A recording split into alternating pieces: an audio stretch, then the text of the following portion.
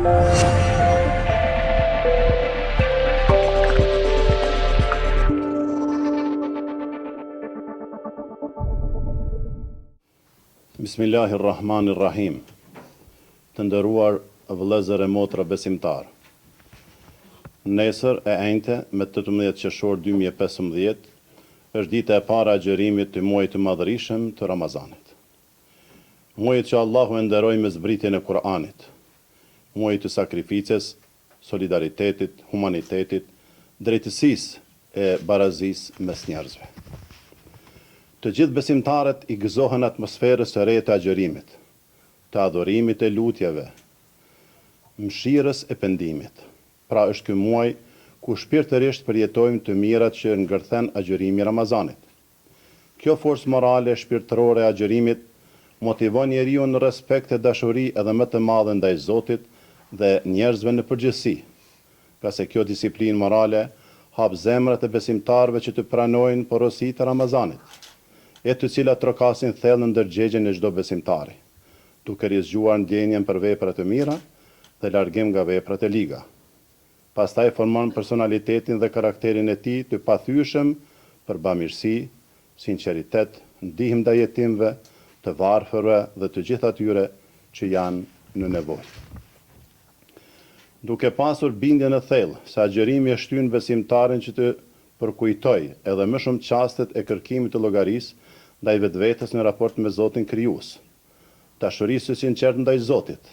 Ai edhe e frymëzon atë me një kuptim kreativ të shpresës dhe shikimit optimist ndaj jetës. Agjërimi e pajis besimtarin me një virtyt të qiltër, me një vetëdije vigjilente dhe të shëndosh, me dorim e zemërgjërsi, me moral e edukat të fortë. I mëson njeriu të frymën e unitetit dhe të vëllazërisë mes njerëzve, duke përgatitur një shoqëri solidarizuese ku mbretëron dashuria, respekti e siguria. Agjërimi thërret në solidaritet në mes njerëzve është kundër çdo fanatizmi e krimi.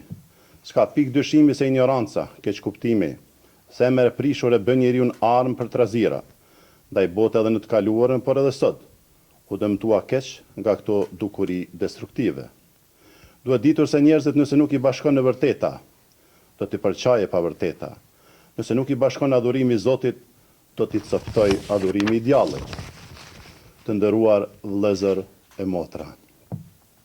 S'ka dyshim se ky muaj është muaji i Kur'anit, ku ne mbështesim konceptet e moralit, dashurisë e mirësisë, përkushtimit, sakrificës e paqes.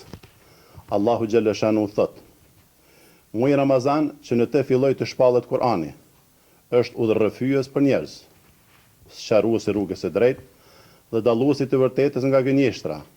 E kush prej jush e përjeton këtë muaj, le të agjëroj. Mbaron citati. Prandaj, le të jetë ky muaj stimulim për zemrën dhe shpirtrat tanë, për përkushtim dhe forcim të besimit në Zotin. E ky përkushtim le të na shërbejë si rast i shtrirjes së dorës së ndihmës për të gjithë ata që kanë nevojë. Pra le të tregojmë solidaritetin dhe mirëkuptimin, dashurinë dhe mëshirën, sidomos ndaj fëmijëve jetim e skamnor, të cilët pa fajin e tyre kanë humbur shpresën për një jetë më të mirë.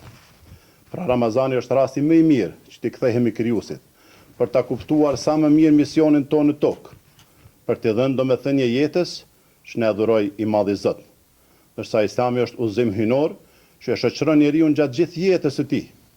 Kjo arrihet atëherë kur zemrën dhe shpirtin tonë ta kemi pastruar nga veprat e liga dhe të jemi të gatshëm që porositë e Zotit dhe Muhamedit alayhis salam t'i zbatojmë ashtu siç duhet.